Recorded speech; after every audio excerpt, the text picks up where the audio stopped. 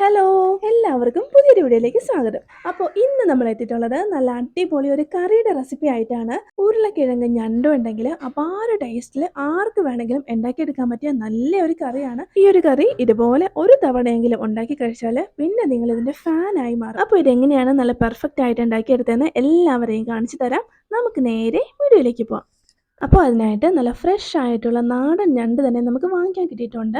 അപ്പോൾ ഒരു നല്ലപോലെ ഒന്ന് കഴുകിയ ശേഷം നമുക്ക് ക്ലീൻ ചെയ്ത് കട്ട് ചെയ്തെടുത്ത് വെക്കണം. അപ്പോൾ ഒരു ഞണ്ടിൻ്റെ ചെറിയ കാലുകളും അതുപോലെ നാരുകളും ഒക്കെ കളഞ്ഞ് നന്നായിട്ട് കഴുകിയ ശേഷം കട്ട് ചെയ്തെടുത്ത് വെച്ചിട്ടുണ്ട്. ഇനി ഇതൊന്ന് നമുക്ക് വേവിച്ചെടുക്കണം. അപ്പോൾ അതിനായിട്ട് ഇതൊന്ന് വേവാൻ ആവശ്യമായിട്ടുള്ള വെള്ളം ഒഴിച്ചു കൊടുക്കാം. ഇനി ഒരു ടീസ്പൂൺ മഞ്ഞൾപ്പൊടി ചേർത്ത് കൊടുക്കാം.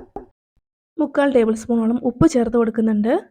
കൂടെ ഒരു ചെറിയ കഷ്ണം കുടംപുളിയും കൂടി ഇട്ട് നമുക്കൊന്ന് വേവിക്കാനായിട്ട് വെക്കാം. പിന്നെ നമ്മൾ ഈ ഒരു ഞണ്ടിൻ്റെ കാലുകൾ ഇതിലേക്ക് ഇട്ട് നമ്മൾ കുക്ക് ചെയ്തെടുക്കുന്നില്ല, അത് സെപ്പറേറ്റ് വേവിച്ചിട്ട് അതിൻ്റെ ഫ്ലഷ് മാത്രമേ എടുക്കുന്നുള്ളൂ. ഒത്തിരി ഫ്ലഷ് ഇതിൻ്റെ അകത്തും ഉണ്ടാവും. അപ്പോൾ ഒന്നും നമ്മൾ വേസ്റ്റ് ആക്കേണ്ട ആവശ്യമില്ല. അപ്പോൾ ഇതും നമുക്ക് നന്നായിട്ടൊന്ന് വേവിച്ചിട്ടെടുക്കാം.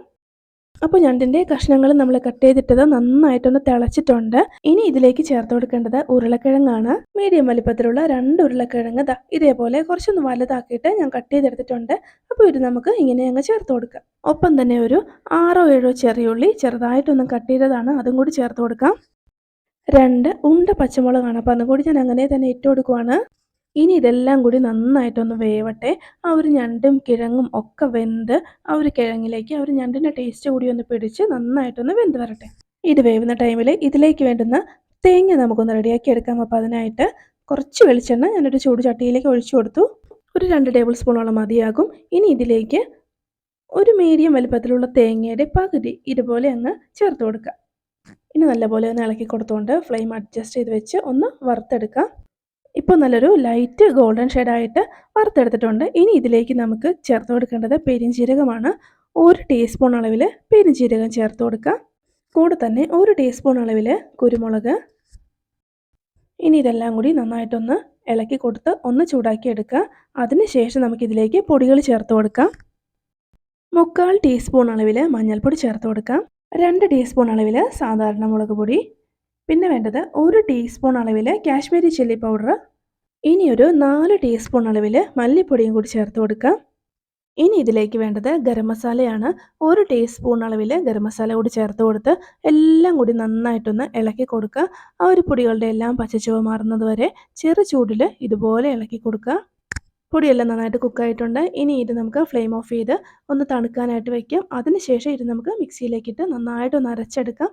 അപ്പോൾ അരച്ചെടുക്കുമ്പോൾ വെള്ളം ചേർക്കാതെ നന്നായിട്ട് അരഞ്ഞ് കിട്ടുന്നുണ്ടെങ്കിൽ അങ്ങനെ എടുക്കുന്നതാണ് നല്ലത്.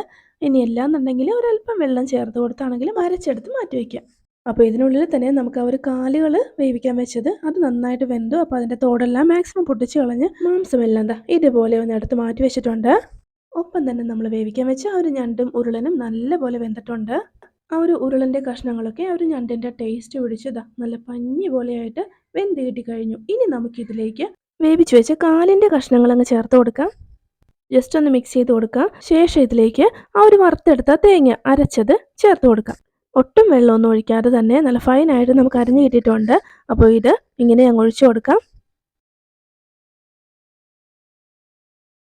ഇനി നന്നായിട്ടൊന്ന് മിക്സ് ചെയ്ത് കൊടുക്കാം. ശേഷം ഇതുപോലെ ഒന്ന് തിളപ്പിക്കുക. തിളച്ച് കഴിഞ്ഞ് ആ ഒരു ഉപ്പും കാര്യങ്ങളൊക്കെ നോക്കിയിട്ട് പിന്നെ നമ്മൾ വേണമെന്നുണ്ടെങ്കിൽ മാത്രം ചേർത്ത് കൊടുത്ത് ഒന്ന് തിളപ്പിച്ച് വറ്റിച്ചെടുക്കാം.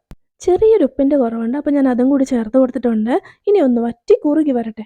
നല്ല പാകത്തിന് ഇതേപോലെ ഒന്ന് കുറുകി വന്നിട്ടുണ്ട്. ഇനി നമ്മൾ വറ്റിച്ച് കളയരുത്, അതിരിക്കും തോറും ഒന്നുകൂടി കുറുകി വരും. അപ്പോൾ അതിൻ്റെ പേരിൽ നമുക്കിപ്പോൾ തന്നെ ഫ്ലെയിം ഓഫ് ചെയ്തേക്കാം. ശേഷം താളിച്ചും കൂടി ഒന്ന് ഇട്ട് കൊടുക്കാം. അതിനായിട്ട് ഒരു ചെറിയ ചട്ടിയിൽ ഒരല്പം വെളിച്ചെണ്ണ ഒഴിച്ച് ഒന്ന് ചൂടാക്കി എടുത്തിട്ടുണ്ട്. ഇതിലേക്ക് ഒരു ടീസ്പൂൺ അളവിൽ ഉലുവ ചേർത്ത് കൊടുക്കാം. ഉലുവ കംപ്ലീറ്റ് പൊട്ടിയതിന് ശേഷം 1 ടീസ്പൂൺ കടുകും കൂടി ചേർത്ത് കൊടുത്തു. ഇനി ഇതിലേക്ക് ഒരു 2-3 വറ്റൽമുളക് ഇട്ട് കൊടുക്കാം. ശേഷം കുറച്ച് മല്ലിയിലകളും കൂടി ഒന്ന് കട്ട് ചെയ്തിട്ട് കൊടുക്കുക. ഇനി ഇത് നമുക്ക് കറിയിലേക്ക് ഒഴിച്ചു കൊടുക്കാം. നല്ല അടിപൊളി ടേസ്റ്റിലുള്ള ഞണ്ട് കറി ഇവിടെ റെഡി ആയിട്ടുണ്ട്. കാണുമ്പോൾ തന്നെ അറിയാലോ ഇത് എത്രത്തോളം ടേസ്റ്റി ആണെന്നുള്ളത്. ചോറിനൊപ്പം ഈ ഒരു കറി ഉണ്ടെങ്കിൽ അടിപൊളി ആയിരിക്കും. അപ്പോൾ എല്ലാവരും ഒന്ന് ട്രൈ ചെയ്ത് നോക്കുക. വീഡിയോ ഇഷ്ടപ്പെട്ടാലൊന്ന് ലൈക്ക് ചെയ്യാനും നമ്മുടെ ചാനലൊന്ന് സബ്സ്ക്രൈബ് ചെയ്ത് സപ്പോർട്ട് ചെയ്യാനും മറന്നു പോകരുത്. സബ്സ്ക്രൈബ് ബട്ടൻ്റെ അടുത്തുള്ള ഒരു കുഞ്ഞ് ബെല്ലൈക്കൺ ഉണ്ടല്ലോ, അതും കൂടി ക്ലിക്ക് ചെയ്യുമ്പോൾ ഓൾ എന്ന ഓപ്ഷൻ വരും. അതും കൂടി ഒന്ന് എനേബിൾ ചെയ്തിട്ടാലേ ഞാൻ വീഡിയോസ് ഇടുമ്പോൾ കറക്റ്റായിട്ട് നിങ്ങളുടെ ഫോണിൽ നോട്ടിഫിക്കേഷൻ ആയിട്ട് വരുള്ളൂ. അപ്പോൾ ശരി, നമുക്ക് മറ്റൊരു നല്ല റെസിപ്പിയുമായി വീണ്ടും കാണാം.